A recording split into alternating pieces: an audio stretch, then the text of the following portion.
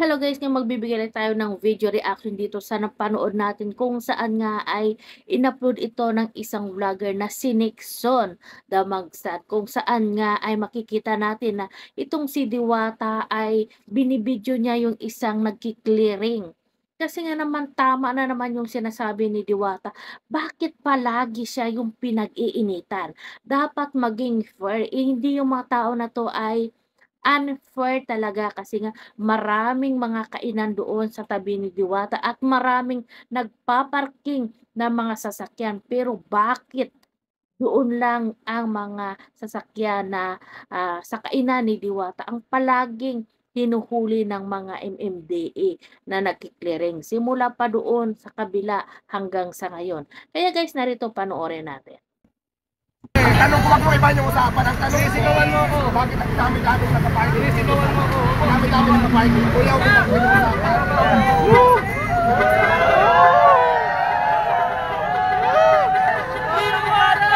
Diwata! Diwata! Diwata! Diwata! Diwata!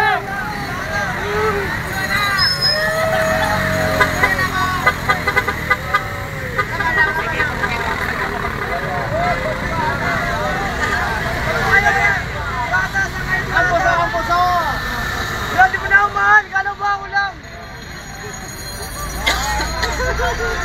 Kalat natin. Bago Queen.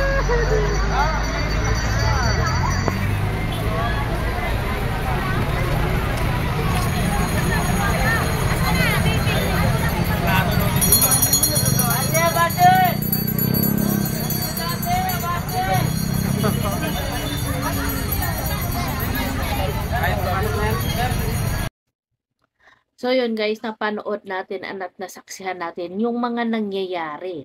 Simula pa noon doon sa kabilang kalye itong si Diwata ay ilang bisis din siya pinagtabuyan doon.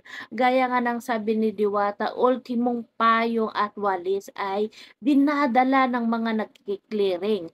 Hanggang sa ngayon na may pwesto na nga si Diwata ay kiniklearing pa naman siya. Yung mga sasakyan na karaang araw, yung mga sasakyan yun ng motor na, pagmamay-ari ng mga customer na kumakain, hinila ng mga nagki-clearing. Kaya naman nga itong si Diwata ay pinuntahan niya yung babae doon at naglabas ng saloobin niya.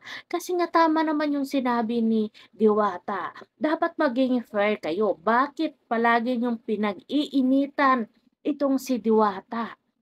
Kaya nga minsan may nagsasabi dito baka kailangan maglagay, gusto nang maglagay sa mga tao na yan para manahimik. Kasi nga, gaya nga ng sabi ni Diwata, 'di ba, napaka-unfair. Kasi nga maraming mga kainan doon at maraming mga sasakyan na nagpa-park sa labas ng kainan na yun na sa mga katabi lang ni Diwata. Bakit hindi nila hinihila o hindi nila kinikliring? Bakit yung kay Diwata pa talaga mismo yung pinag-iinitan nila? At ito naman yung si Mamang MMDA na 'to ay galit na galit siya kasi nga bakit daw siya sinisigawan ni Diwata. Eh, sino ba naman magiging mahinahon yun, eh, ilang beses niyo nang ginawa niyan sa kanya. Hindi kayo naawa sa tao, eh, naghahanap buhay ng maayos yun. Dun pa sa kabila hanggang sa ngayon na may puwesto na nga pero pinag-iinitan niyo, 'di ba? Kaya sigurado tayo maraming magkokomento at magsasabi na naghahanap lang yan naglagay. Kasi nga ayun naman yung uso ngayon, 'di ba? Kung saan yung tao na maliit lang at walang kalaban-laban na konti lang naman yung kasalanan, yun ang pinupuntiryan nyo. Pero yung mga tao na malalaki ang kasalanan at mayayamang tao ay hindi nyo kayang hulihin. 'Di ba? Real talk natin 'yan. Ganyan yung mga Pinoy. Kung sino yung nakakaawa at kayang-kaya lang nilang hulihin, yun lang ang kaya nilang puntahan lagi at istorbohin, 'di ba? Pero yung mga malalaking tao at may malalaking kasalanan ay hindi nila kaya, 'di ba? Hindi na kayo naawa sa tao. Alam niyo naman yung pinagdaanan ni Diwata, naghahanap buhay ng maayos 'yan tapos gaganunin niyo? Ano yung kailangan niyo? Ginagaya na nga yung parisan nitong si Diwata. Lahat na lang pilit siyang sinisiraan at pilit siyang bagsak. Anong kasalanan yung tao? Kasalanan ba ng tao na magsumikap? Kasalanan ba ng tao na nagkaroon ng swerte ang buhay niya para maging maayos din at makaahos na sa hirap? Bakit hindi niyo hayaan yung tao na namumuhay ng maayos para makatulong sa kanyang pamilya at hindi lang yun, sa kapwa niya, 'di ba? Nakakapa-unfair talaga at nakakapang-init ng ulo din 'pag makita mong ganyan yung tao. Tama lang naman yung ginawa ni Diwata, eh. Dapat maging fair kayo. Bakit palagi na lang si Diwata yung pinag-iinitan niyo, na kesyo nga sikat na sikat si Diwata, ano ba yung hinahabol niyo kay Diwata? Siguro Diwata kailangan mo ng, painumin 'yan o pakainin sila ng libre para manahimik.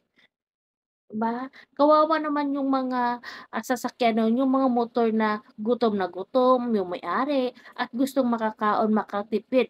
Kaya pumunta doon sa parisan ni Diwata. Kasi 100 may libre ka na soft drinks, may only rice ka na at only sabaw.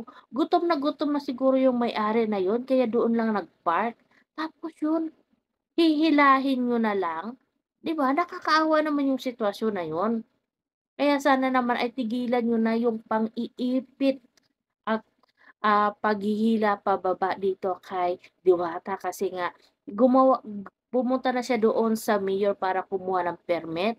Ano pa yung kailangan niyo sa kanya? Dapat kung mag-clearing kayo ay lahat-lahat i-clearing niyo para hindi kayo mahanapan ng butas. Hindi yung isang tao lang talaga yung pinupuntiryan niyo, may ibig kayong sabihin sa ganyan. Kaya sana ay tigilan na itong si Diwata kasi nga wala naman siyang ginagawang masama sa inyo.